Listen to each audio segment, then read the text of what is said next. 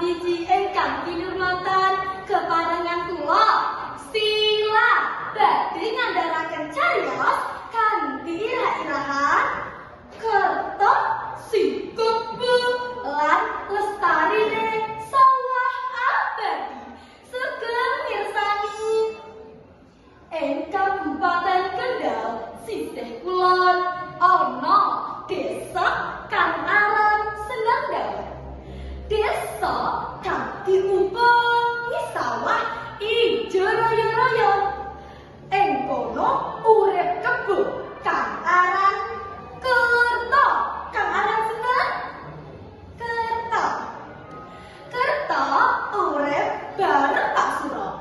Pak Suro kebetulan minangka pamimpin adat kalang kang tansah setya jaga desane supaya tetep subur lan makmur. Wes mesem dina anggone Pak Suro sedo kahanan desa wis beda akeh para warga sing lali marang ajarane Pak Suro minangka sesepuh desa. Warga wis wiwit semaya migunakake obatan petani kang kebak bebaya. Semangga Kerto. Kerto katon lesu ing saben dinane. Sawa si kula nyepaki. Isih kepenak apa ora uripmu Kerto? Bendaramu lah wis sedo to. Kerto banjur nengsuli. Ya bisa to, wong ana sakudune Pak Suro bisa kembali marang aku. Ajarane Pak Suro ngerasu ing anak putune menawa manungsa kudu kembali marang sapa wae. Kewan, tetanduran, lan saliyane.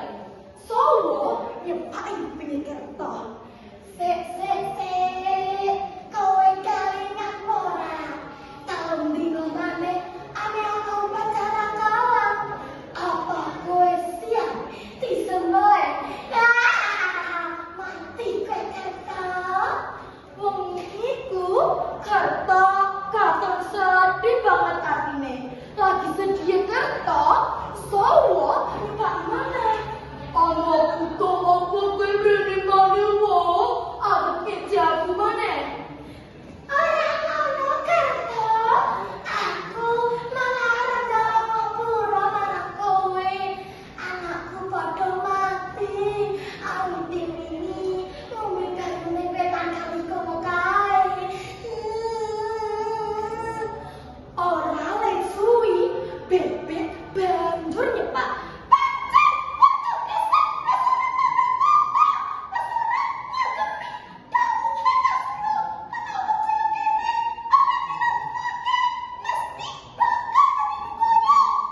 Kerto banjur bali menyang kandange. Senadyan mamang nanging atine ki wis wiwit matur.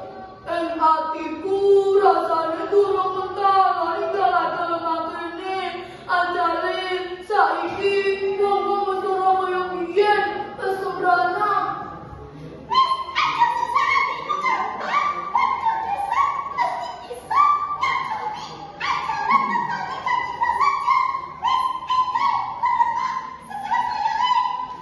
Sisuke Kerto wis siap. Banjur nopo?